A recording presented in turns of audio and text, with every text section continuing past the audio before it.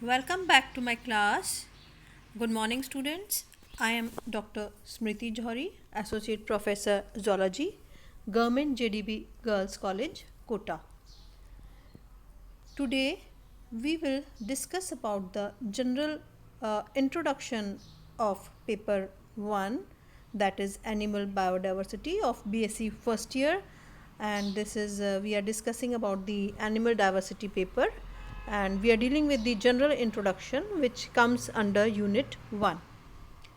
अब हमने पिछली क्लास में भी मैंने आपको vertebrates, invertebrates, prokaryotes and eukaryotes के बारे में बताया था.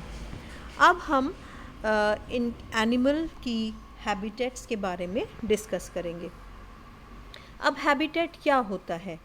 हैबिटेट वह जगह होती है जहाँ पर कि एनिमल्स फाउंड होते हैं. जैसे हमने देखा बर्ड्स उड़ती हुई भी दिखेंगी, पेड़ों पर रहती दिखेंगी, और कुछ जैसे एक्वेटिक एनिमल्स हैं वो पानी में ही दिखाई देंगे. So the place where the organisms are found is known as its habitat.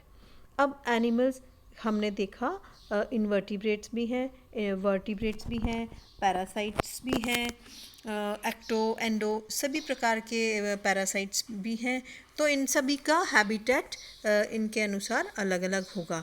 कई एनिमल्स चट्टानों पर पाए जाते हैं, कोई मिट्टी की सतह पे भी पाए जाएंगे, और कई जो होते हैं वो ह्यूमन स्किन, ह्यूमन हेयर में भी पाए जाएंगे. हम अभी आगे क्लास में जब पढ़ेंगे तो हम देखेंगे कि some of the animals they are parasites, either they are ectoparasites means बाहरी सतह पर प्रेजेंट है, या endoparasites which are found inside the body.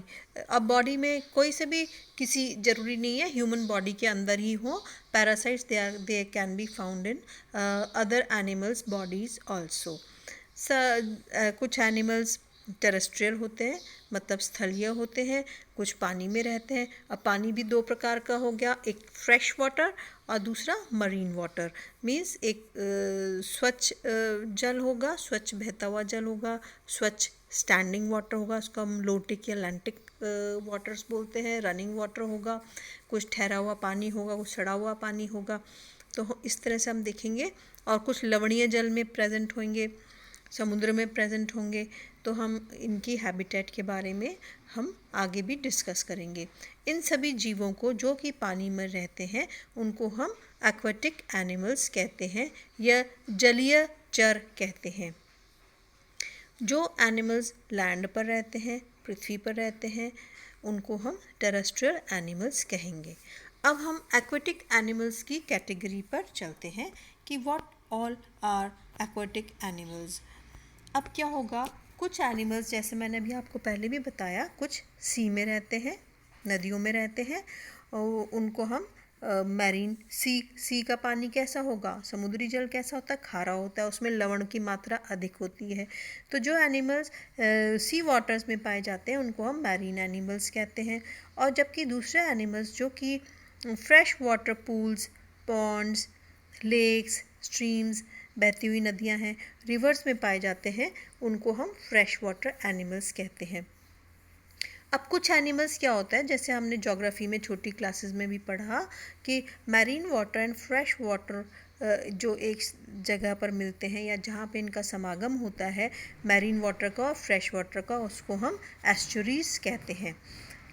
वो जगह जहाँ पर कि रिवर सी के अंदर एंटर हो रहा है उसको हम एस्चुराइन कहेंगे. तो वहाँ पर भी डिफरेंट तरीके के एनिमल्स होंगे जो कि खारे पानी में भी एडजस्ट हो जाते हैं और स्वच्छ जल में भी एडजस्ट हो जाते हैं. अब एक्वेटिक एनिमल्स को हम तीन प्रकार से डिवाइड करते हैं. सबसे पहले प्लैंक्टॉन्स, फिर नेक्टॉन्स और दूसरा बेंथोस. अब प्लैंक्टॉन्स क्या होते हैं? Planktons they are very small organisms जो कि वाटर के ऊपर फ्लोट करते हैं और पानी की करंट के साथ वो बहते रहते हैं, सरफेस पे पाए जाते हैं. जैसे समुद्र में लहर आई या पानी हिला या हवा से वो एकदम मूव करते हुए दिखाई देते हैं. ये काफ़ी वीक होते हैं, बस एक ऐसा लगता है समुद्र के ये वाटर की सरफेस पे ठहरे हुए बैठे हुए हैं ये, या बैठे तो नहीं, नॉट एग्जैक्टली, मतलब समुद्र की सतह पर हमको दिखते हैं ये, पर बहुत वीक होते हैं, इनके कोई स्पेशल लोकोमोटरी ऑर्गन्स नहीं होते, और ये they are confined to the photic zone only. Photic means जहाँ पे कि अच्छी सूर्य का प्रकाश आ रहा है, लाइट अच्छी आ रही है, वहाँ पर ये रहते हैं। और समुद्र में जो या पानी में जो भी वाटर करंट पास हुआ, या बहुत तेज़ हवा आई, या हल्की सी हवा आई, या वेव्स आई, तो उसके कारण उनकी उसके मूवमेंट के साथ साथ ये भी एक से दूसरी जगह तक पहुंच जाते हैं। अब इनमें फाइटोप्लैंक्टॉन्स होंगे एंड जू प्लैंक्टॉन्स होंगे। फाइटोप्लैंक्टॉन्स मीन्स प्लांट्स होंगे उसमें, एंड जू प्लैंक्टॉन्स में हम एनिमल्स इंक्लूड करेंगे। अब इस तरह के जू प्लैंक्टॉन्स कौन कौन से एनिमल्स होते हैं? इसमें जेलीफिश, कोम जेलीज, एरोवर्म्स, छोटे छोटे क्रस्टेशियंस, कुछ लार्वे भी होते हैं, एंड कुछ एनिमल्स के, एक्वाटिक एनिमल्स के एग्स भी होते हैं। तो ये सब मिलके इनको प्लैंक्टॉन्स बनाते हैं, या इनको हम प्लैंक्टॉन की कैटेगरी में रखेंगे। दूसरे होते हैं नेक्टॉन्स। अब नेक्टॉन्स क्या होते हैं? नेक्टॉन्स दे आर एक्टिव स्विमर्स, बहुत एक्टिवली स्विम करते हैं। हम जब कह रहे हैं कि ये एक्टिव स्विमर्स हैं, तो इनमें एक स्पेशल लोकोमोटरी ऑर्गन्स भी पाए जाएंगे स्विमिंग के लिए। ये क्या करेंगे? ये सरफेस पर या पैलेजिक जोन में पाए जाते हैं, as well as in the deep zone. Pelagic zone मतलब surface of the water, deep zone means benthic zone, वहाँ पर भी ये पाए जाते हैं। ये दोनों प्रकार के होते हैं, फोटिक भी होते हैं एंड एफोटिक जोन में भी पाए जाते हैं। फोटिक मतलब जहाँ पे सूर्य का प्रकाश पेनिट्रेट करता है उसको फोटिक जोन कहते हैं। जहाँ पे सूर्य का प्रकाश पेनिट्रेट नहीं कर पाता इन द डीप वाटर्स, तो उसको हम एफोटिक जोन कहते हैं। अब इन नेक्टॉन्स में कौन कौन से एनिमल्स आएंगे? इसमें फिशेस आएंगी, स्क्विड्स आएंगे, कटल फिशेस आएंगी। मैं आपको इन सब के बारे में इसलिए बता रही हूँ क्योंकि जब हम प्रैक्टिकल्स में स्पेसिमेंस की स्टडी करते हैं तो वहाँ पे ये वाली टर्म्स बहुत यूज़ होती है कि एनिमल का सबसे पहले हम कमेंट्स में उसका हैबिट एंड हैबिटेट लिखते हैं। तो उसकी हैबिट कैसी है? मीन्स वो अकेला स्वयंपोषी है, या दूसरों पर निर्भर है, या सड़े गले पदार्थों पर वो निर्भर है, या अपना भोजन खुद बना लेता है। तो उस तरह से ये हम इनके बारे में इन पढ़ते हैं। तो इसलिए हम इसको we are studying in details. अब तीसरी कैटेगरी आई बेंथोस। बेंथोस का क्या मतलब हुआ? व्हाट आर बेंथोस या बेंथिक एनिमल्स?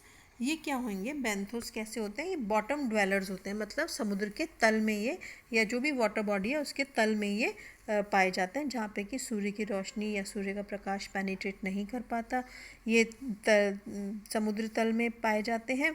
तो ये कैसे रेंगने वाले जीव होंगे, या समुद्र के तल में जो मिट्टी है उसमें ये छोटी सी टनल्स या गड्ढा बनाकर रहते हैं, या ऐसा कोई डिवीज़ होती है इनमें या ऑर्गन होता है जिसके कारण कि ये बॉटम से अटैच हो जाते हैं। Means they are either sessile, जो भी चट्टान या कोई पेड़ पौधों का या जो भी वेस्ट मटेरियल कुछ ऐसा सबस्ट्रेटम होगा उस पर ये अटैच कर जाते हैं।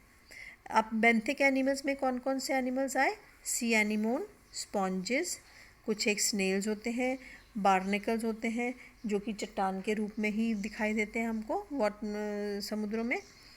अब क्या होगा? ये बेंथोस होते हैं या बेंथिक एनिमल्स होते हैं। और कई बार ये बार्नेकल्स होते हैं सरफेस ऑफ द सबस्ट्रेटम के ऊपर ठहर जाते हैं, उस पर रह जाते हैं, एंड इनको एपीबेंथिक या एपीफोना कहते हैं। अब यूनियोज भी देखा है ना आपने, क्लैम्स बोलते हैं उनको, क्लैम्स, वर्म्स, सी कुकुम्बर जो होता है वो क्या करते हैं, जो सॉफ्ट सबस्ट्रेटा होता है या मिट्टी या सड़े गले एक्वाटिक प्लांट्स होते हैं या और भी एनिमल्स होते हैं, उसके सॉफ्ट सबस्ट्रेटा में ये बरो बना लेते हैं, गड्ढा बना लेते हैं, बिल बना लेते हैं, उसके अंदर ये रहते हैं। ठीक है, तो बेंथिक एनिमल्स को हम फर्दर क्लासीफाई कर सकते हैं according to the locomotory capabilities, मतलब वो गमन कर सकते हैं कि नहीं कर सकते, उनके आधार पर हम इनको दो भागों में विभक्त कर सकते हैं। जो गमन कर सकते हैं, जो मोटाइल होते हैं और एक्टिव होते हैं, उनको हम एरेंट कहते हैं। जैसे कि क्रैब्स हैं, मैनी वर्म्स हैं, वो सब कैसे एरेंट है, means they have locomotory organs, they are motile. और जो जीव जो सबस्ट्रेटम से अटैच्ड रहते हैं उनको हम सिसाइल कहते हैं। जो जीव अटैच्ड रहेंगे तो मीन्स उनमें लोकोमोशन नहीं होगा, वो एक ही जगह स्थिर होंगे और पानी के मूवमेंट या दूसरा एनिमल जो पानी में मूव करेगा उसके जो पानी हिलता है उसके हिसाब से इन सिसाइल एनिमल्स में वाटर करंट के साथ फूड एंड अदर प्रोडक्ट्स आते रहते हैं। अब सिसाइल एनिमल्स के एग्जाम्पल क्या क्या हैं? Sponges, corals, barnacles and so many other animals.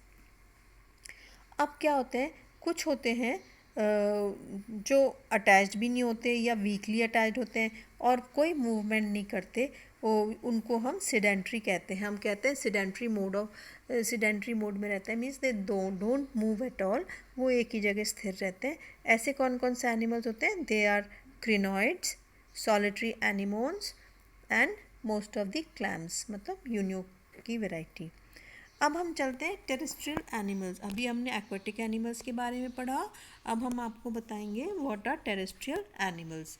अब टेरेस्ट्रियल एनिमल्स क्या होंगे? जो स्थलीय जीव होते हैं उनको हम टेरेस्ट्रियल एनिमल्स कहते हैं। अब ये इन एनिमल्स में कौन कौन से एनिमल्स आएंगे? इनमें आर्थ्रोपोड्स, इंसेक्ट्स, आर्थ्रोपोड्स की बहुत सारी क्लासेस हैं, उनमें आइसोपोडा, इंसेक्ट्स हैं, स्पाइडर है, माइट्स हैं, स्कॉर्पियंस हैं, और बहुत सारे एनिमल्स हैं जो कि टेरेस्ट्रियल होते हैं। कुछ एनिमल्स होते हैं टेरेस्ट्रियल, वो सूखे क्षेत्रों में पाए जाते हैं, कुछ मॉइस्ट एरियाज में पाए जाते हैं, जैसे स्नेल्स हैं या नीमेटोड्स हैं या अर्थवॉर्म में, वो मॉइस्ट सॉइल में रहते हैं। कुछ टेरेस्ट्रियल एनिमल्स क्या होंगे? वो बिल बना के अंदर रहेंगे, उनको हम फोसोरियल एनिमल्स कहते हैं। अब जब टेरेस्ट्रियल एनिमल जो कि मिट्टी में गड्ढा बना के या बिल बना के रहता है उसको हम फोसोरियल एनिमल कह रहे हैं, तो उसमें क्या होंगे? स्पेशल फीचर्स होंगे या क्लॉज होंगे या कुछ ऐसा मैकेनिज्म होगा जिससे कि वो गड्ढा कर सकता है या बिल बना सकता है। अब इनमें क्या क्या इंक्लूड हुए? अर्थवॉर्म, टर्माइट्स, दीमक एंड चींटियाँ, एंड्स। कुछ एनिमल्स होते हैं टेरेस्ट्रियल, वो दीवारों के ऊपर चलते हैं, कुछ चट्टानों के ऊपर पाए जाते हैं, उनको हम स्कैंसोरियल एनिमल्स कहते हैं। कुछ एनिमल्स क्या होंगे? टेरेस्ट्रियल तो हैं पर वो पेड़ पौधों पे रहते हैं, उनको हम आर्बोरियल एनिमल्स कहते हैं। जैसे हाइला के बारे में हम कहते हैं ना, ट्री फ्रॉग है, वो आर्बोरियल है, means it lives on the trees, और वो नीचे भी आता है पर ज़्यादातर वो ट्रीज पे ही रहता है। Certain terrestrial animals they can take flight, वो उड़ सकते हैं, उनको हम वोलेंट, एरियल या फ्लाइंग एनिमल्स कहते हैं। जैसे कि कीट पतंगे, उनको हम, जैसे इंसेक्ट्स हैं, वो आर एरियल होते हैं। अब लैंड पे रहने वाले एनिमल्स जो कि बहुत तेज़ दौड़ सकते हैं उनको हम कर्सोरियल एनिमल्स कहते हैं। जैसे कि कॉकरोच है, कॉकरोच बहुत तेज़ भाग सकता है, एंड अदर एनिमल्स भी होते हैं। टेरेस्ट्रियल फॉर्म्स कैसे कैसे होते हैं? हैबिटेट क्या कहाँ कहाँ होता है? टेरेस्ट्रियल ठंडा प्रदेश में भी पाया जाएगा, गर्म प्रदेशों में भी पाए जाएंगे टेरेस्ट्रियल एनिमल्स। इसके हिसाब से हम टेरेस्ट्रियल हैबिटेट को फॉरेस्ट, ग्रासलैंड्स, डेजर्ट और टुंड्रास में क्लासीफाई कर सकते हैं।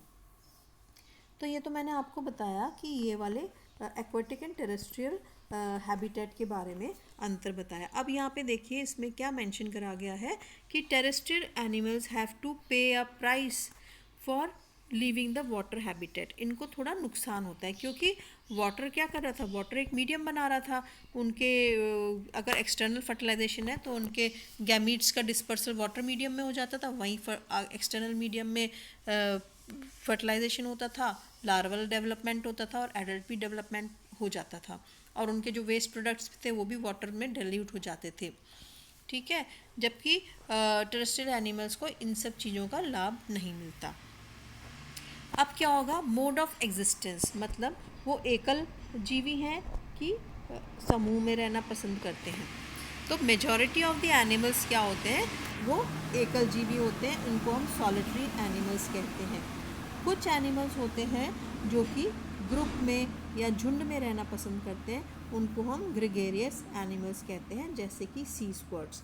सर्टेन कुछ एक एनिमल्स क्या करेंगे, ग्रुप्स में भी रहते हैं और एक दूसरे की सहायता भी करते हैं, उनको हम कॉलोनियल एनिमल्स कहते हैं।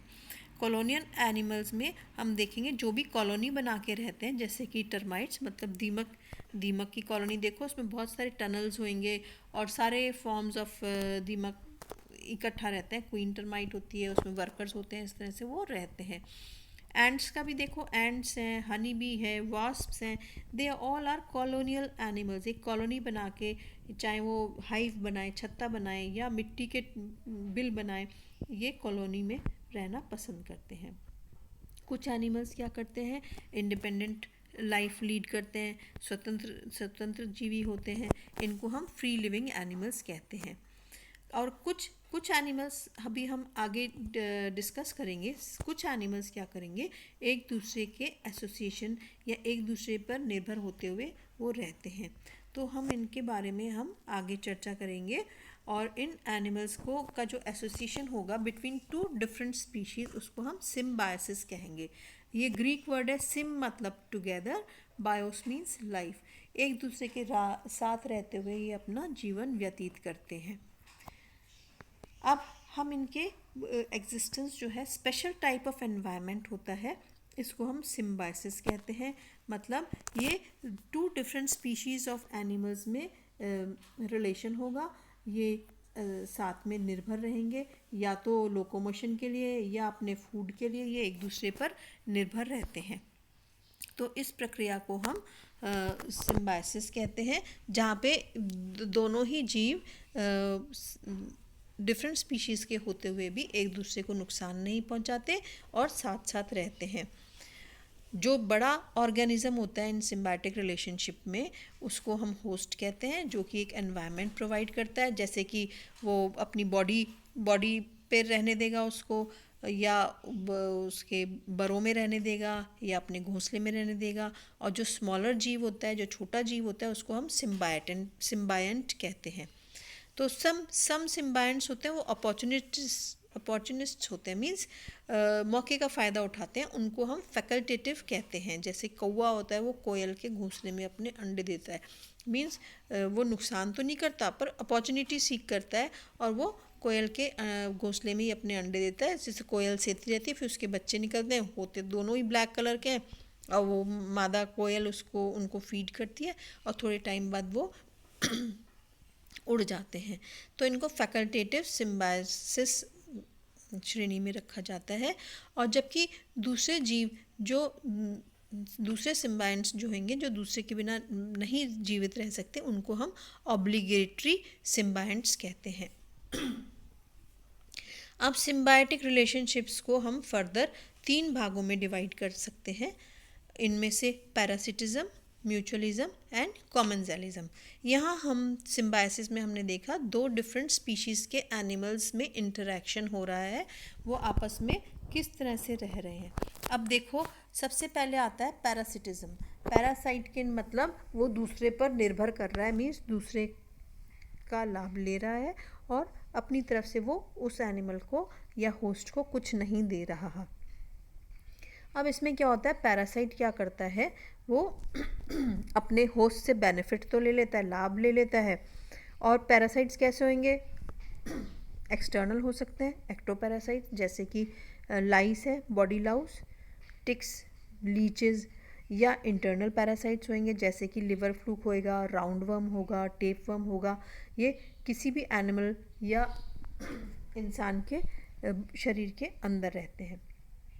सम पैरासाइट्स जैसे कि लाइस और टेपवर्म, ये अपनी एंटायर लाइफ एसोसिएशन या उस जीव होस्ट पे ही निर्भर करते हुए गुजारते हैं, इसलिए इनको परमानेंट पैरासाइट्स कहते हैं। जबकि टेम्पररी या इंटरमिटेंट पैरासाइट्स जो होते हैं, जैसे कि बेड बग, खटमल जो होता है, वो केवल अपनी फूड के लिए होस्ट के पास आता है और भरपूर भोजन ले लेता है। भोजन क्या होता है, बेड बग खून चूसता है, वो जब उसने फीडिंग पूरी कंप्लीट हो गई तो वो होस्ट को छोड़ देता है और चला जाता है। तो इनको हम कहते हैं इंटरमिटेंट या टेम्पररी पैरासाइट्स कहते हैं। अब डेफिनेटिव होस्ट होते हैं और एक इंटरमीडिएट होस्ट होते हैं। डेफिनेटिव होस्ट वो होते हैं जिसमें कि पैरासाइट उन पे रिप्रोडक्टिव मैच्योरिटी अचीव कर लेता है उस होस्ट में आकर। और इंटरमीडिएट होस्ट होते हैं जो कि parasite, they are required for the development of the parasite. जबकि हमने लिवर फ्लू की जब हम लाइफ साइकिल देखते हैं तो हम देखते हैं वो डायजेनेटिक पैरासाइट है, मीन्स उसको एक इंटरमीडिएट होस्ट चाहिए रहता है to complete its life cycle, फिर वो दूसरे होस्ट में चला जाता है। तो इस तरह से हम देखते हैं वो पैरासाइट का डेवलपमेंट वो एक इंटरमीडिएट होस्ट में पर निर्भर करता है। Now we come to the next category, that is the mutualism. Mutual means mutually वो रह रहे हैं, मीन्स एक दूसरे को नुकसान नहीं पहुंचाते हुए वो रहते हैं। इस तरह की सिम्बायोसिस को हम म्यूचुअलिज्म कहते हैं। ये रिलेशनशिप जो होती है दो डिफरेंट एनिमल्स या दो डिफरेंट स्पीशीज़ में, वो इंटीमेट होती है and it is important for the survival of both the animals. For example bacteria जो हमारी लार्ज इंटेस्टाइन में प्रेजेंट होता है, हमें उसकी आवश्यकता होती है क्योंकि वो सर्टेन विटामिन्स का प्रोडक्शन करता है, हमारे वेस्ट मटेरियल का भी डाइजेशन करता है और प्रोसेस भी करता है, हमारे गट में प्रोसेस भी करता है फूड को। तो ये रिलेशनशिप क्या है, यूज़फुल है। अगर सारे बैक्टीरिया हमारे ख़त्म हो जाते हैं गट में से या एलिमेंट्री कैनाल में से, तो हमको दूसरी एलिमेंट्री वो डायरिया, डिसेंट्री, म्यूकस डिस्चार्ज, इस तरह से हमें प्रॉब्लम होने लग जाती है। अब क्या होगा, अनदर एग्जाम्पल देखें, टर्माइट्स का भी होता है, सर्टेन प्रोटिस्ट भी होते हैं, ट्राइकोनिम्फा वगैरह होते हैं। ये क्या करते हैं, दे इनहेबिट, जो ट्राइकोनिम्फा है वो इनकी टर्माइट्स की डाइजेस्टिव ट्रैक्ट्स में प्रेजेंट होता है। और जो दीमक वुड खाती है, लकड़ी का सेवन करती है, तो उसमें सेलुलोस होता है। तो ट्राइकोनिम्फा इस सेलुलोस को स्मॉलर कंपाउंड्स में ब्रेक डाउन करने में सहायता करता है। तो इस तरह से हम देखेंगे कि ये म्यूचुअलिज्म मीन्स आपस में म्यूचुअलिज्म क्या होगा, प्लांट एंड एनिमल में भी होगा, एनिमल में भी होगा। जैसे प्लांट्स एंड एनिमल में क्या होगा, प्लांट्स में हम देखेंगे हनी बी, पॉलिनेटर या भंवरा है, बम्बल बी या वॉस्प है या बटरफ्लाइज हैं, they are coming, they are having their food, means nectar ले रहे हैं और उनको पॉलिनेशन में भी सहायता कर रहे हैं। तो ये भी क्या है, ये म्यूचुअलिज्म का एग्जाम्पल है। बर्ड्स भी होंगी, वो भी बर्ड्स हैं, बैट्स हैं, ये सब क्या आएंगे, पेड़ों पे आते हैं, रहते हैं, उनको रहने का जगह मिलती है, घोंसला बनाते हैं और फूड भी वो अचीव कर लेते हैं। तो ये म्यूचुअलिज्म के सर्टेन एग्जाम्पल्स हैं। अब अपन चलते हैं कॉमनसेलिज्म पे, जो कि लास्ट कैटेगरी है सिम्बायोसिस की। कॉमनसेलिज्म में क्या होता है कि कॉमनसेलिज्म में जो सिम्बायंट होता है या एक एनिमल जो होता है उसको तो एडवांटेज होता है, परंतु जो दूसरा एनिमल होता है उसको ना एडवांटेज होता है ना लॉस होता है। तो क्या होएगा, सिम्बायंट क्या होएगा, एडवांटेजेस पार्टी होगा और जो होस्ट होगा उसको कोई फ़र्क नहीं पड़ता, वो अनअफेक्टेड रहेगा।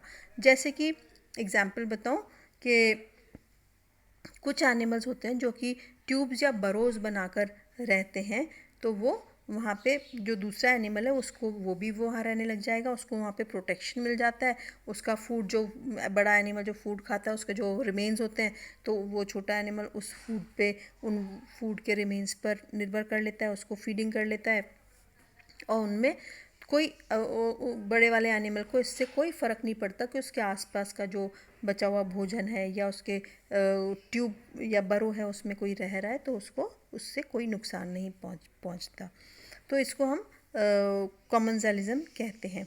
अब कई बार होते हैं जो दोनों सिम्बायंट्स होते हैं, हम देखेंगे हर्मिट क्रैब है, वो दूसरे उस पर बैठ जाता है, उसके ऊपर इकट्ठा हो जाता है और वो ट्रैवलिंग में उसको ट्रैवल टुगेदर करते करते वो अपने डेस्टिनेशन या दूसरी जगह पे पहुंच जाता है।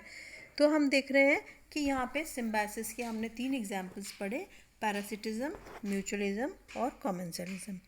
अब हम नेक्स्ट क्लास में मैं आपको इसके एनिमल्स की सिमेट्री के बारे में भी बताऊंगी, क्योंकि जब हम इनके इंट्रोडक्शन पढ़ेंगे, हम इनकी फाइलम की क्लासिफिकेशन पढ़ेंगे, तो हम इनकी बॉडी सीलोम, बॉडी सिमेट्री के बारे में भी पढ़ेंगे। और आप जो मैंने अभी आपको पढ़ाया इसके बारे में आप अच्छे से इसको वापस पढ़ लें, मैं PDF नोट्स शेयर करूँगी, उसको पढ़ लें, उसको अंडरस्टैंड कर लो, तो ये टर्म्स आपको क्लियर हो जाएंगी। So we call off the class for today, till then bye.